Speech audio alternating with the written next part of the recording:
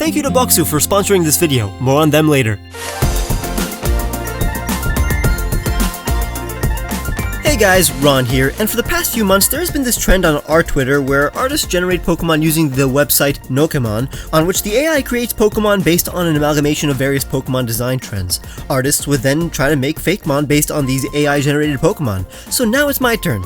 I'm gonna try to make these abominations look like real Pokemon while retaining their random nature. Hey guys, Future Ron here. I know Drawfee just released a video like this, but remember that my videos are fully edited 3 to 4 weeks prior to when I release them, and the more people having fun with this concept, the better. Make sure to leave a like and subscribe if you want to see part 2. And check out my other Pokemon art videos where I create Pokemon from video game characters, regional forms, and of course, tons of original Fakemon too. But before introducing you to the Pokemon that the AI generated using a combination of various Pokemon traits, how about I introduce you to the wonderful snack combination that is Boxu. Boxu is a monthly subscription service that delivers premium and authentic Japanese snacks and tea pairings straight from Japan to your home. Each Boxu features a new theme providing a gourmet journey through Japan every single month. Each box is skillfully curated by their snack experts, and the first box you'll receive is called Seasons of Japan, which brings you a taste of Japan's 4 seasons. Following the Seasons of Japan, you'll receive a new monthly themed box like this one. This month's theme is Boxu Tanjobi, which in case you didn't know, means Boxu's birthday. Their company is turning 6 years old, and to celebrate, they've put together an epic collection of their members' top-rated snacks and employee favorites. Each Boxu comes with a cultural booklet that tells you all about their theme, details on the flavors, where the snacks come from,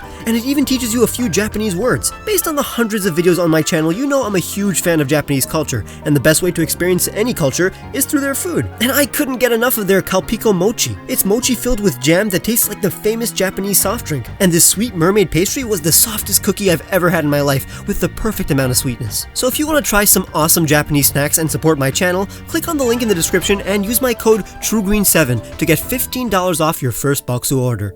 Okay, generating the first Pokemon. Hopefully it's coherent and has a face. I like drawing Pokemon with faces more than ones that don't have faces. Alright, here it is!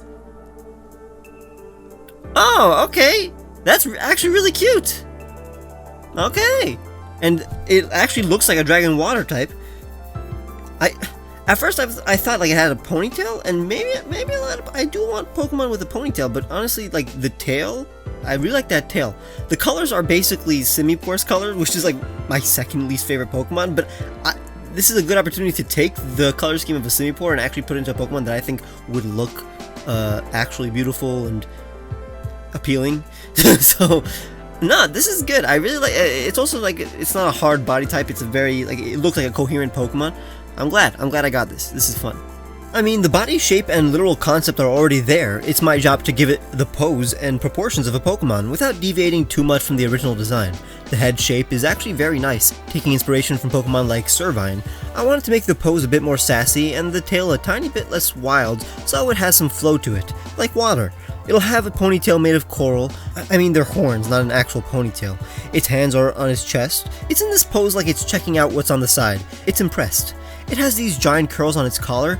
That's just what the AI generated. My job is to take all these separate random elements that the AI slapped together and make them cohesive. So, for example, the spikes on its head naturally flow into its coral horns. Its body is a bit more serpentine to connect its body parts in a more fluid way.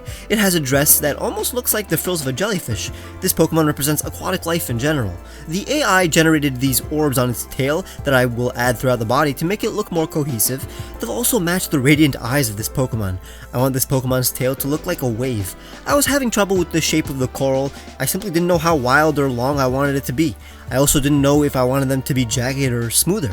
In the end, I decided only after I laid out the colors. Now you can see the coral horns look more natural. You don't want to just slap on horns just because you need to.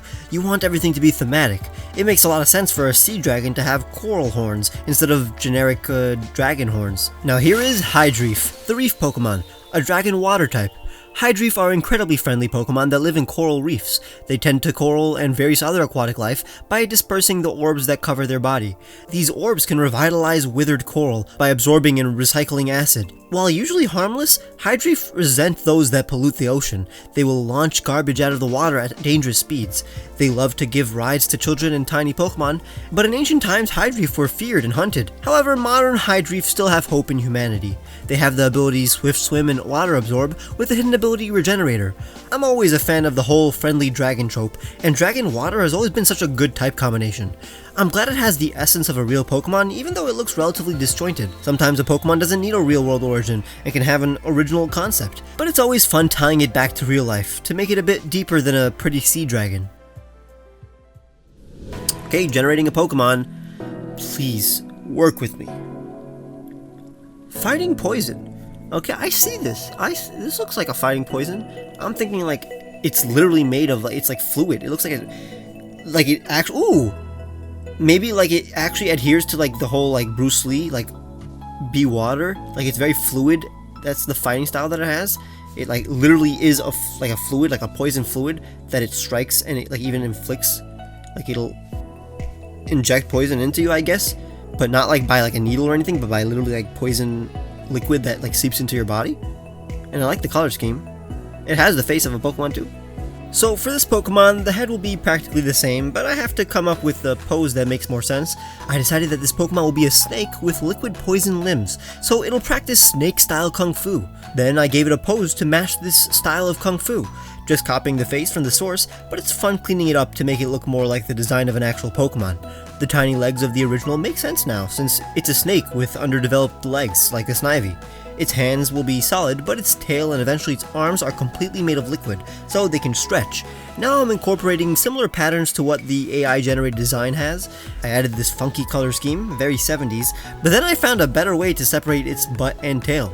I added some shading to demonstrate how some of the body parts are viscous, while others are full-on liquid. Check out Mambane, the slithering Pokemon, a fighting poison type, from Black Mamba, the second most venomous snake, and Bane, a cause of great distress.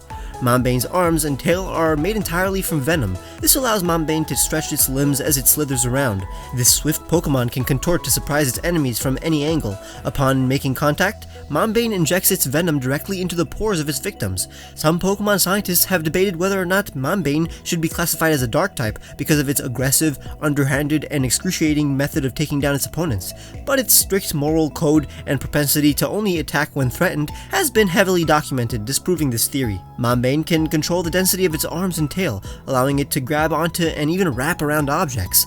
It can harden its venom to deliver powerful blows too. Its abilities are Poison Touch and Limber, with the hidden ability Scrappy, since it can touch ghosts because it can technically use its dense poison to perform its fighting type moves. I'm very glad I was able to come up with this concept. It was all due to the typing and how fluid the AI generated design looked. Okay, generating a Pokemon. I want to love you. Don't be a disappointment. Dragon Steel. Okay, another dragon, but like, that looks pretty cool, honestly.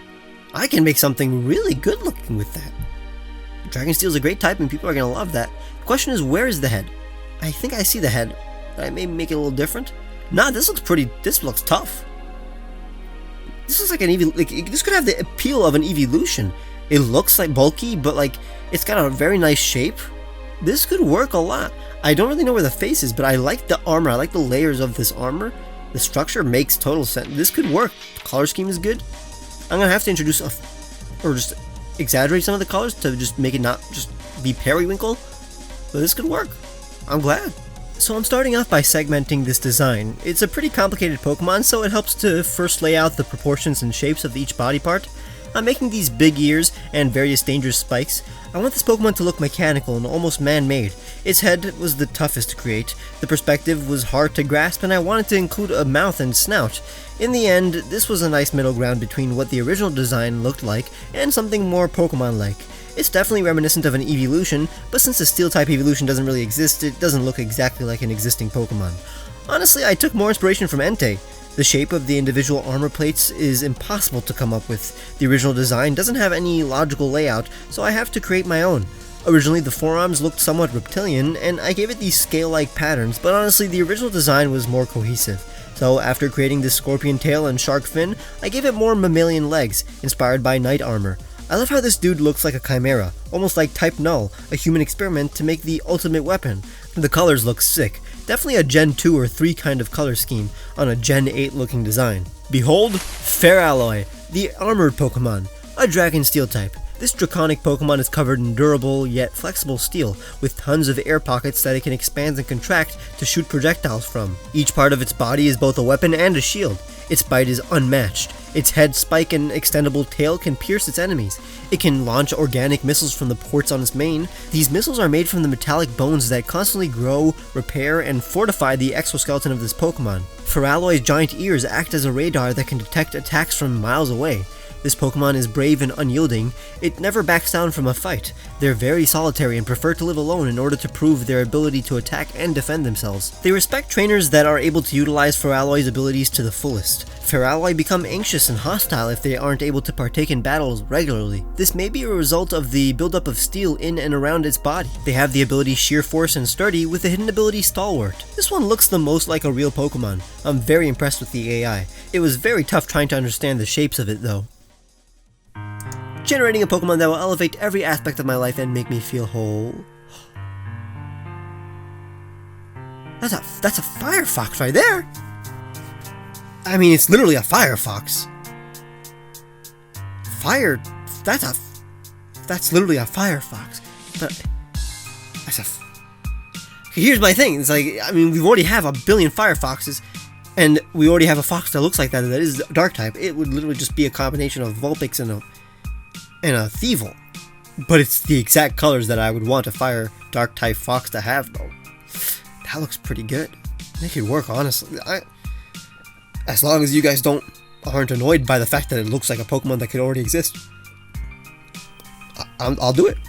I mean, this was the most complete design from the start, but I wanted to make it look less generic. I decided to make its legs longer, kinda like a maned wolf crossed with a fox, but the body looked too much like an evolution and the face looked too generic.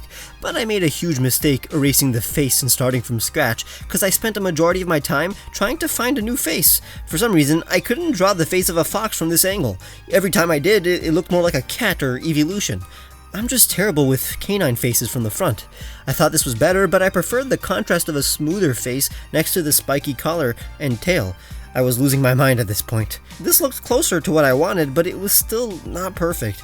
It wasn't until I made this pattern that everything clicked. Now it looks more like a sinister Japanese fox, so I was confident enough to finally finish off the body. Simple but flashy. I really liked the design. I decided to make the face pointier like a fox's snout, and it definitely helped. The colors are also very complementary. I'm always a fan of purple and orange together. And here is Foxplode, the detonating Pokemon, a fire and dark type. This antisocial Pokemon is very impatient and greedy.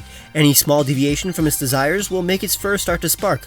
When it's angry, its fur will ignite and explode outwards. These explosions aren't completely devastating, but they will harm those within 5 feet from it. If you get too close to a Foxplode, be wary of its expanding fur. That is a sign it's about to ignite. This Pokemon leaves a trail of ash wherever it goes, so they're easy to track. But this trail also contains oil that Foxplode can light on fire in order to slow down those following its tracks. Foxplode's fur is dense and can be used to instantly light campfires. Foxplode are intelligent, but let their emotions take over. A skilled Pokemon trainer will know how to efficiently direct this Pokemon's anger into more productive outlets, like Pokemon battling. Foxplode has the ability Flash Fire and Anger Point with the hidden ability Fluffy. I thought that this would allow it to utilize its resistance to fire in order to neutralize Fluffy's weakness. Foxplode was the hardest to design because I didn't want it to look like an evolution. I wanted it to look like an actual fox, and I'm terrible at drawing canines apparently. If you enjoyed, leave a like and subscribe if you haven't, to let me know that you want to see part 2. Consider becoming a patron or clicking the join button to get cool rewards like seeing videos days early and access to the fan Discord. Follow me on Twitter and Instagram where I'll post the full art of these Pokemon, and bye!